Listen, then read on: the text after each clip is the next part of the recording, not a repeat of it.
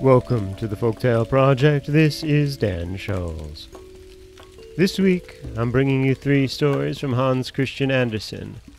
Our first tale is a story about, well, it's all there in the title. It's a story of buckwheat. This is Buckwheat. If you should chance, after a tempest, to cross a field where buckwheat is growing, you may observe that it looks black and singed, as if a flame of fire had passed over it. And, should you ask the reason, a farmer will tell you, the lightning did that. But how is it that the lightning did it? I will tell you what the sparrow told me, and the sparrow heard it from an aged willow which stood, and still stands for that matter, close to the field of buckwheat. The willow is tall and venerable, though old and crippled. Its trunk is split clear through the middle, the grass and blackberry tendrils creep out through the cleft. The tree bends forward, and its branches droop like long green hair. In the fields around the willow grew rye, wheat, and oats. Beautiful oats that, when ripe, looked like yellow canary birds sitting on a branch. The harvest had been blessed, and the fuller the ears of grain, the lower they bowed their heads in reverent humility. There was also a field of buckwheat lying just in front of the old willow. The buckwheat did not bow its head like the rest of the grain, but stood erect in stiff-necked pride. "I am quite as rich as the oats," it said, "and, moreover, I am much more sightly. My flowers are as pretty as apple blossoms. It's a treat to look at me and my companions. Old willow, do you know anything more beautiful than we?"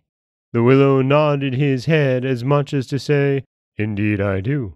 But the buckwheat was so puffed with pride that it only said, "Ah, the stupid tree! He's so old that grass is growing out of his body." Now there came on a dreadful storm, and the flowers of the field folded their leaves or bent their heads as it passed over them. The buckwheat flower alone stood erect in all its pride. "Bow your heads as we do," called the flowers. "There's no need for me to do that," answered the buckwheat. "Bow your head as we do," said the grain. "The angel of storms comes flying hither. He has wings that reach from the clouds to the earth. He will smite you before you have time to beg for mercy." "But I choose not to bow down," said the buckwheat. "Close your flowers and fold your leaves," said the old willow. "Do not look at the lightning when the cloud breaks. Even human beings dare not do that, for in the midst of the lightning one may look straight into God's heaven. The sight strikes human beings blind, so dazzling it is.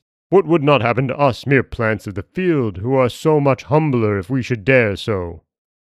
"So much humbler, indeed. If there's a chance, I shall look right into God's heaven." And in its pride and haughtiness it did so. The flashes of lightning were so awful that it seemed as if the whole world were in flames. When the tempest was over, both the grain and the flowers, greatly refreshed by the rain, again stood erect in the pure, quiet air. But the buckwheat had been burned as black as a cinder by the lightning, and stood in the field like a dead, useless weed. The old willow waved his branches to and fro in the wind, and large drops of water fell from his green leaves as if he were shedding tears. The sparrows asked, "Why are you weeping when all around seems blessed? Do you not smell the sweet perfume of flowers and bushes? The sun shines, and the clouds have passed from the sky. Why do you weep, old tree?" Then the willow told them of the buckwheat's stubborn pride, and of the punishment which followed. I, who tell this tale, heard it from the sparrows. They told it to me one evening, when I had asked them for a story. And that is the story of Buckwheat.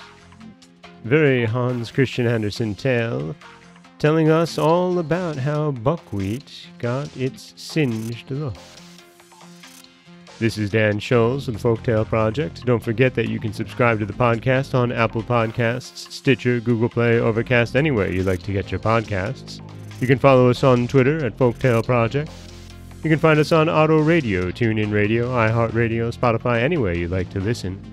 And you can always head over to folktaleproject.com where you'll find a new story waiting for you every Monday, Wednesday, and Friday. As always, thank you so much for listening.